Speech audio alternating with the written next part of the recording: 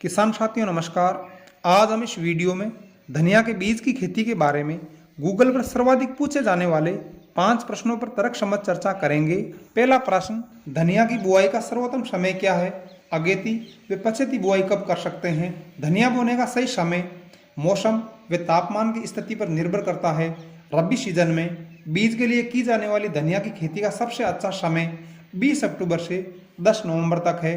धनिया की अगेती बुआई 1 से 20 अक्टूबर तक व पछेती बुआई 10 से 20 नवंबर तक की जा सकती है। उचित समय पर लगाई गई फसल से गुणवत्तापूर्ण रोग रहित बीज व उच्च मात्रा में उत्पादन प्राप्त होता है।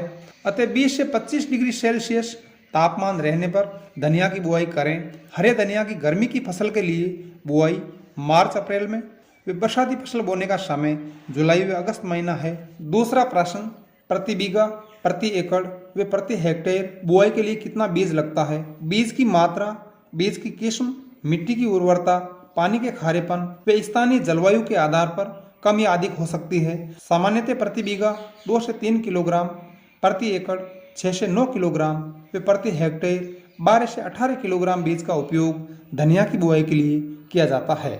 तीसरा प्रश्न, धनिया की बुआई की सही विधि क्या है?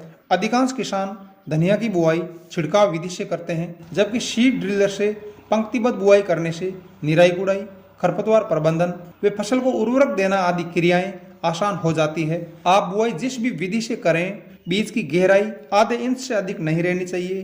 बीज के अधिक गहराई में जाने से अंकुरण प्रभावित हो सकता है। कम समय में अंकुरण के लिए बीज को 12 से 18 घंटे तक पानी में भिगोने के पश्चात काम में लेना है। बुआई के तुरंत बाद सिंचाई करें। धनिया बीज में अंकुरण 7 से 15 दिन तक होता रहता है। अतः मिट्टी के प्रकार व नमी की स्थिति के अनुसार प्रत्येक दूसरे या तीसरे दिन हल्की सिंचाई करते रहें।